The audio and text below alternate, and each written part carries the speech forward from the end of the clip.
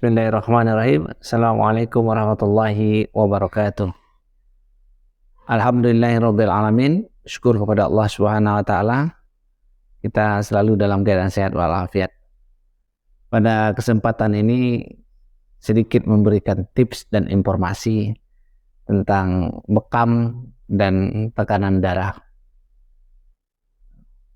Pertanyaannya, apakah bisa bekam ini membantu tekanan darah kita menjadi turun pada penderita hipertensi? Jawabannya insya Allah bisa, karena ini tentu ada pandangan medisnya di dalam bekam dan hipertensi ini. Saat pertama-tama tubuh kita dibekam, maka terjadi proses inflamasi atau proses peradangan.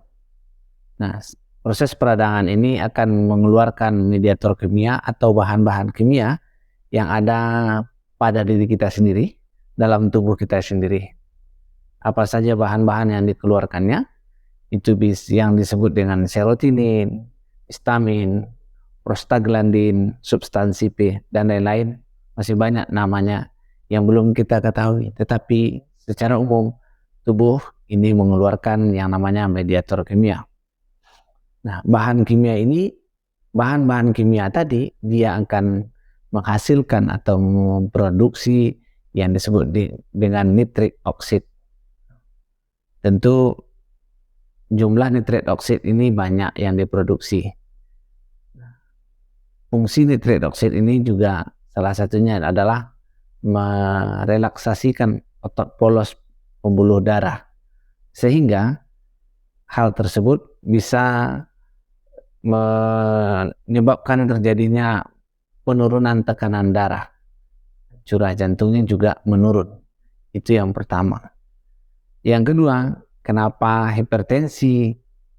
bekam bisa menurunkan tekanan darah pada orang penderita hipertensi? Yang kedua, saat dilakukan pembekaman itu, maka kop atau gelas-gelas bekam tadi yang diletakkan di tubuh atau di permukaan kulit itu akan merangsang sistem-sistem saraf, terutama saraf-saraf di ujung atau saraf perifer, sehingga informasi rangsangan ini sampai ke medula spinalis, ya, yang mempersaraf medula spinalis, yang mempersaraf ini semuanya. Medula spinalis juga memberikan informasi ke talamus, sehingga talamus menghasilkan yang namanya endorfin. Salah satu fungsi dari endorfin ini adalah memperbaiki suasana hati. Ya, kalau orang lagi-lagi marah, maka kita juga berdoa kepada Allah Subhanahu wa taala supaya fungsi endorfin pada diri kita ini muncul, keluar. Nah, memperbaiki suasana hati. Orang yang dibekam, suasana hatinya secara berlahan, pelan-pelan, itu otomatis akan rileks. Ya, tandanya orang yang dibekam rileks, rata-rata kebanyakan pada penderita atau orang yang dibekam, saat dibekam mereka melek tidur. Nah, ini menandakan tubuhnya dalam keadaan rileks, sehingga ini menyebabkan penurunan cardiac output atau penurunan curah jantung.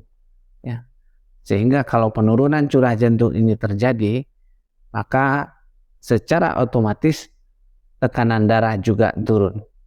Nah, kesimpulannya bahwasanya bekam ini efektif untuk menurunkan tekanan darah pada penderita hipertensi.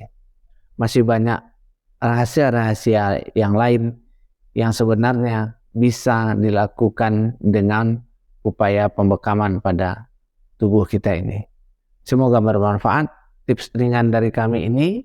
Mohon maaf. Assalamualaikum warahmatullahi wabarakatuh.